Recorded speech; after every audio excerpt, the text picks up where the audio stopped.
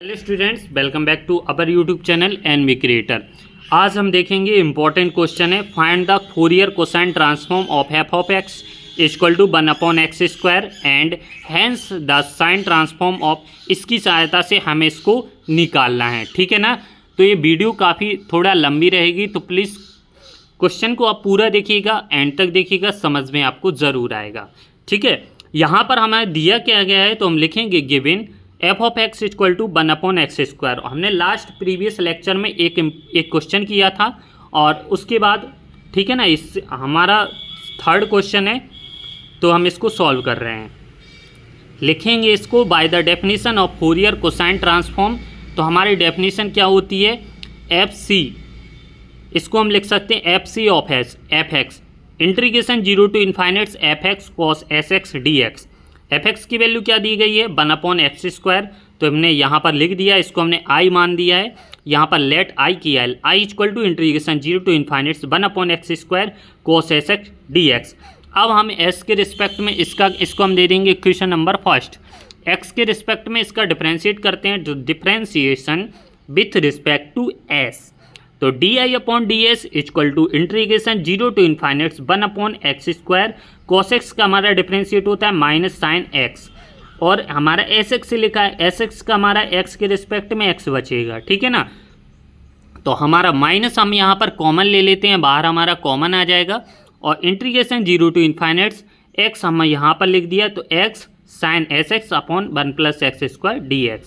अब हम यहाँ पर क्या करते हैं, ऊपर नीचे x का मल्टीप्लिकेशन कर देते हैं। तो हमने ऊपर नीचे इसका मल्टीप्लिकेशन किया, तो हमारा x² sine S X divide में x 1+x² dx। अब यहाँ पर हम x² की जगह एक जोड़ देते हैं, एक घटा देते हैं। तो हमने क्या किया, क्योंकि हमें इसको सॉल्व करना है, x² + 1 - 1। अब x साइन x का हम यहाँ पर मल्टीप्लिकेशन करते हैं, ठीक है ना, इसको अलग अलग तोड़ लेते हैं। तो देखेंगे, तो आपको समझ में आ गया ना। di/ds माइनस कॉमन चल रहा है, इंटीग्रेशन 0 टू इन्फाइनाइट।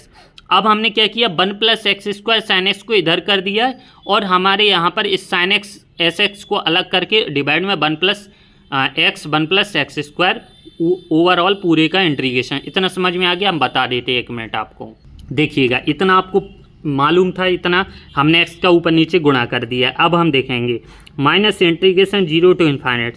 यहाँ पर हमें इसको बनाने के लिए हमने ऊपर क्या किया, एक जोड़ दिया ऊपर और एक घटा दिया, कोई अंतर नहीं पड़ेगा। अगर हम सॉल्यूशन करेंगे तो ऊपर वाला ही फंक्शन हमें फाइंड होगा, ठीक है ना। हम बिल्कुल जो करते हैं उसको लिख देते हैं dx। अब हम क्या करते हैं, देखिएगा, बिल्कुल यहाँ से समझना। इंटीग्रेशन 0 टू इन्फाइनाइट, हमें नीचे क्या चाहिए, 1+x²। तो हम 1+x², और यहाँ पर साइन एक्स का इसमें हम मल्टीप्लिकेशन कर देंगे, तो साइन एस एक्स। अब यहाँ पर हमारा क्या बचा, माइनस साइन एस एक्स।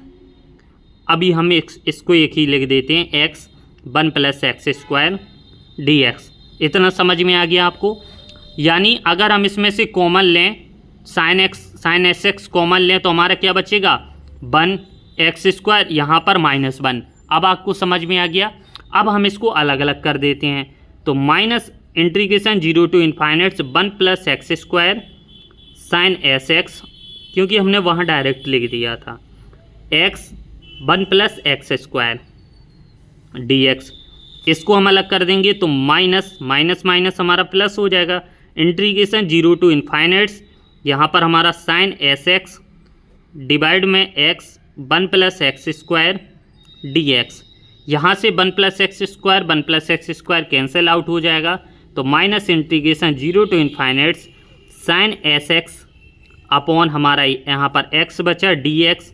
यहाँ पर integration 0 to infinite sine S X और डिवाइड में x + 1+x² dx। इतना आपको समझ में आ गया, इधर आपको कोई प्रॉब्लम नहीं गई होगी, ठीक है ना। अब इसके आगे देखते हैं, चूँकि आप पढ़ते आ रहे हो, di/ds की वैल्यू निकल रही है ना, माइनस इतनी वाले फंक्शन को हम लिख सकते हैं। अभी फोरियर ट्रांसफॉर्म में निकाला था क्या, π/2, और इसको हम एज इट रख देते हैं, integration 0 to infinite sine S X x 1+x² dx।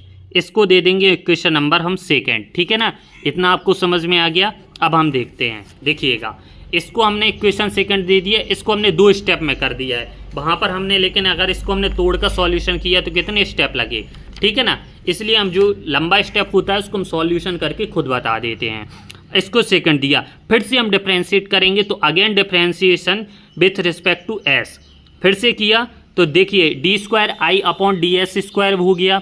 यहाँ पर हमारा π/2 हमारा कांस्टेंट है, इसका हमारा डिफरेंशिएट 0 हो जाएगा, प्लस 0 टू इनफाइनाइट्स। अब देखिएगा यहाँ पर हम s के रिस्पेक्ट में कर रहे हैं तो ये तो कांस्टेंट हो जाएगा x और 1 + x स्क्वायर, तो इसको हम बाहर, और इसका डिफरेंशिएट साइन sx का हमारा cos x cos sx और sx का हमारा x, तो x से x कट जाएगा, क्या मिलेगा हमारा देखिएगा integration 0 to infinites cos sx upon 1 + x square dx।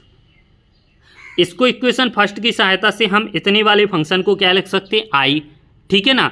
तो हमारा D square I upon D X square हम माइनस आई इधर इक्वल टू 0, इसको D square minus I of I equal to 0 equation number हम थर्ड दे देंगे। अब आपने यहाँ पर पढ़ा होगा लीनियर डिफरेंशिएशन इक्वेशन, अगर जब भी हमारा विथ कांस्टेंट कोफिशिएंट मिले तो हम इसको सी एफ और हम पी आई के फॉर्म में यहाँ पर हम इसको सॉल्यूशन करते हैं। तो i इक्वल टू हमारा क्या हो जाएगा 2 टाइम्स के लिए C F plus P I partially integration, ठीक है ना। चूँकि q इक्वल टू हमारा 0 है तो हमारा पी आई इक्वल टू हमारा क्या हो जाएगा 0 हो जाएगा। तो i इक्वल टू हमारा क्या मिला सी एफ, यहाँ से हम ऑर्डिनरी इक्वेशन निकालेंगे तो हमारा क्या मिलेगा m square minus 1 equal to 0, तो m बराबर प्लस माइनस आई।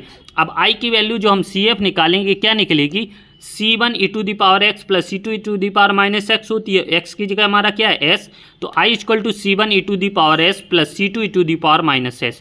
तो यहाँ पर हमारा ये सॉल्यूशन i का नहीं मिला है। अब हमें क्या करना है देखिएगा, चूँकि आप जानते हो जब भी हमारा इस तरीके से इंटीग्रेशन होता है तो हमें c1 और c2 की वैल्यू हमें समाप्त करनी होती हैं। तो यहाँ से हम c1 और c2 की वैल्यू फाइंड आउट करेंगे, तो इसको दे देंगे हम इक्वेशन नंबर 4।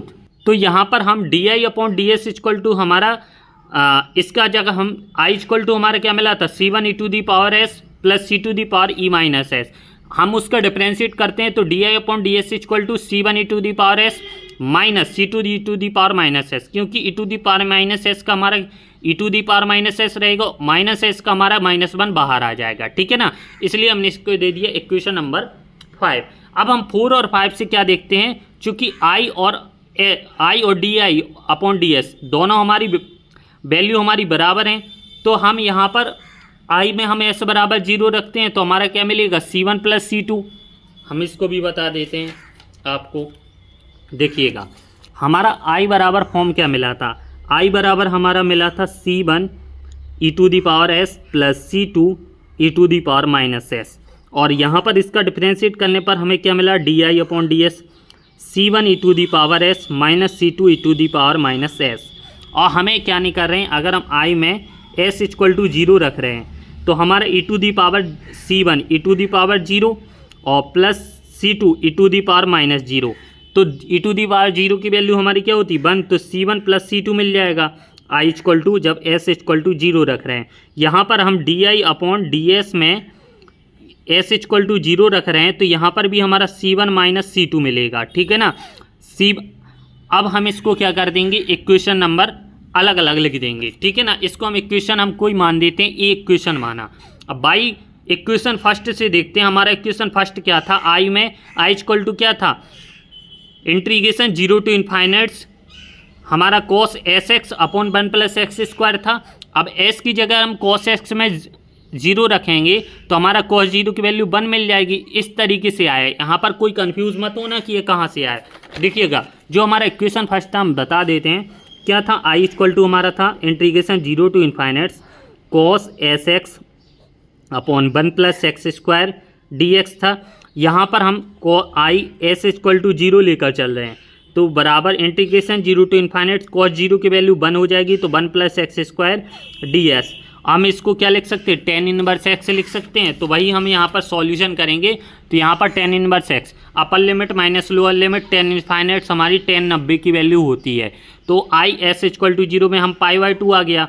अब हम D I upon D S उसका जो हम इक्वेशन निकाला था अगर हम उसमें s इक्वल टू 0 रखते हैं तो हमारा क्या मिलता है इक्वेशन सेकंड में। इक्वेशन सेकंड क्या था हम वो बता देते हैं। इक्वेशन सेकंड में हम s बराबर 0 रखा तो पूरा फंक्शन ही 0 हो जाएगा। क्या मिलेगा, di/ds s इक्वल टू 0 में माइनस का π/2, ध्यान रखना आप। तो यहाँ पर i और di/ds में दोनों वैल्यू π/2 माइनस π/2 मिल गई, इसको इक्वेशन नंबर बी दे देंगे। By from a and b से c1 plus c2 equal to π/2 और c1 minus c2 equal to minus π/2, ठीक है ना। तो यहाँ से हमारा ये कैंसिल आउट हो जाएगा, 2c1 plus c2 equal to 0, तो c1 इक्वल टू 0 तो c2 इक्वल टू π/2। अब हम c1 और c2 की वैल्यू इक्वेशन नंबर हम रख देंगे उसी में, ठीक है ना। तो बाई इक्वेशन हम पहले 4 से देखेंगे, तो c1 प्लस c2 की जो भी हमारा वैल्यू आई हैं उसको हम पुटअप करते हैं। तो हमारी जो वैल्यू थी i इक्वल टू, हम इसको लिख सकते हैं FCS यानी 1/x²। क्या लिख सकते हैं, देखो c1 e⁻s, c1 की वैल्यू 0 तो c2 की वैल्यू π/2, ठीक है ना। माइनस का c2 था ना, तो माइनस माइनस प्लस हो जाएगा π/2 e⁻⁻x, और ये हमारा आंसर आ जाएगा, ठीक है ना। अब हमें इसमें निकालना क्या था, sign fs of x/1 + x² की वैल्यू। तो हम फिर से इसी फंक्शन को लेते हैं और इसी फंक्शन को हम क्या करते हैं, by the definition of Fourier cosine transform लगा देते हैं, ठीक है ना।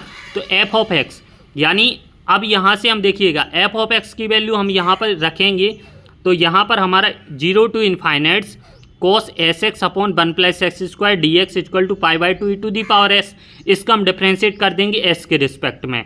तो हमारा cos x की value sin sx into x/1 + x² dx, यहाँ पर e⁻⁻s की हमारा -1 हो जाएगा, ठीक है ना। अब हमें x/1 + x² हमें चाहिए, तो इसको अलग लिख दिया, sin sx dx equal to 1/2 e⁻⁻x, ठीक है ना। माइनस का माइनस हमारा कट गया तो प्लस हो गया, और हमें यही हमारी ये डेफिनेशन किसकी है, फोरियर साइन ट्रांसफॉर्म की। तो fs x/1 + x² equal to π/2 e⁻⁻x, ये हमारा सॉल्यूशन निकला। तो दोनों सॉल्यूशन हमारे एक से हैं, चाहे हम साइन के लिए करें चाहे कोसाइन के लिए करें, ठीक है ना। तो ये था हमारा फोरियर साइन ट्रांसफॉर्म, इसकी वैल्यू हमारी ये मिली है x/1 + x² π/2 e⁻⁻x। अगर वीडियो पसंद आई हो तो प्लीज़ वीडियो को लाइक ज़रूर कीजिएगा, चैनल पर नए हो तो प्लीज़ चैनल को सब्सक्राइब कीजिएगा, बेल आइकन को प्रेस कीजिएगा। फिर मिलते हैं हम नेक्स्ट वीडियो में नेक्स्ट लेक्चर के साथ, तब तक के लिए धन्यवाद।